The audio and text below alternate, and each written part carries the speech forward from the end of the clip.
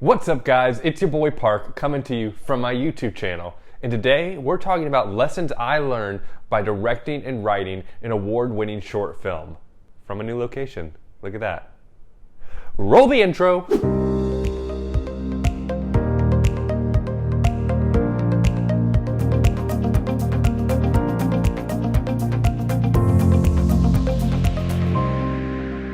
What's going on guys? As you can see, I am in a new location. It's actually the same room, just a different wall. Trying something different out. We finally hung up some movie posters. A couple of amazing movies, Rocky, which is one of my favorite movies of all time, and then you got the classic King Kong poster right there. I just really like monkeys, it's my favorite animal, so of course we're gonna put up a King Kong poster. Anyways, enough about that. Today we are talking about lessons I learned writing and directing an award-winning short film. So I want to just start off by giving context about this. I want to give all the background information. I want to talk about the process of what happened and how it worked and all of that. So I went to the University of Florida, and for my senior project, I was in this class called Narrative Collaborative Filmmaking, and we make 3 short films over the entirety of the semester, and the whole class works together as a crew.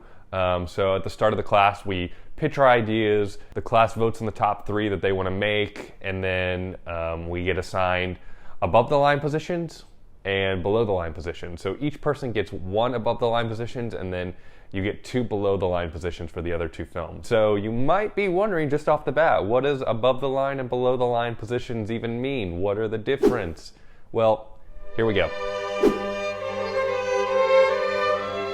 So above the line is your bigger positions that you think of on a film. So you got your director, you have your producer, you have your DP or cinematographer, you have your editor, and you have your production designer. Below the line is kind of the nittier grittier jobs like a gaffer, like a camera operator, first assistant to camera, second assistant to camera, first AD, second AD, sound, boom operator, all those other positions that don't quite get the glam and hype of director, and it's more of just your one role on set instead of kind of overseeing a department or overseeing the film or whatever it may be.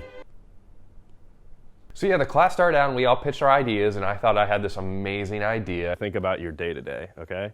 A lot of you probably watched some TV, rode a bus to campus, or drove, did some homework on your laptop, or checked your phone for like the 100th time today. Technology is a connected and integral part of our society. So, what an idiot! Important, maybe this is something we'll do in the future, is working on pitching your projects to people, because that is such an instrumental part of your filmmaking career and of getting any type of project off the ground, is you really have to be able to sell your project. And I didn't do that in this class, and I in general am not the best at selling my projects or selling anything. I'm not a salesman. So maybe in the future we'll work on doing pitches together. So anyways, 3 short films got picked: The Right Swipe, The Professionals, and The Lead. I was placed as the director for The Lead. And so The Lead was pitched as a kind of comedy, detective type of story where this bumbling, chauvinistic, terrible honcho guy is following down these clues down this rabbit hole that is being left by his boss. Hello? Hello, Professor. Who is this? Scarfile. Rochester Scarfile. We have a major issue. Didn't I tell you never to call me this? Professor, I don't know who may be listening in on us, but something terrible has happened. The answer keys for the exams have gone missing. You lost them, you find them, Rod. Rochester. The next exam is in 2 days. If they're not back by then, you're fired.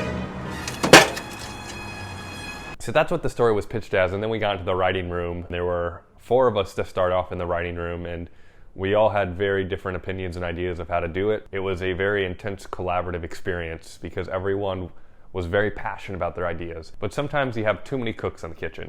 And so I was placed on as the sole writer, and I ended up actually having another classmate of mine come in to help to kind of co-write this, and it went through multiple iterations, multiple different types of genres and versions. Finally, the final product that we ended up on was not even about the guy, it was about the boss and kind of her origin stories, and it was a drama. That might have been the most difficult process of the entire experience, actually, because each week we'd come to class with a new draft, and the class would kind of review it, talk about what they liked, what they didn't like, and how we could continue improving it. After like 3 weeks of doing that, we were only a couple weeks out from when we need to have the final script done. We totally scrapped our ideas that we were writing for that short film, and that's when I took over kind of individually, and I was pumping out drafts, 2-3 drafts a week. It's incredibly difficult to write something that wasn't my idea. So that was the first time I ever had experience writing and creating something that wasn't conceptualized by myself. Because when I come up with an idea, I can run with it and I see it and I can envision it in my mind, and it's just so clear and present. I couldn't do that for this other project. I just couldn't see the vision. And so that was really difficult, but finally, with a little bit of help and some encouragement, we got the final draft of the script in right before it was needed, and everything was approved. Now that Parker has finished the script, will he get through production? What challenges face him next? Will there be any fights? Will the film crash and burn horribly? All these answers and more can be found out next week in part 2 of this exciting YouTube video.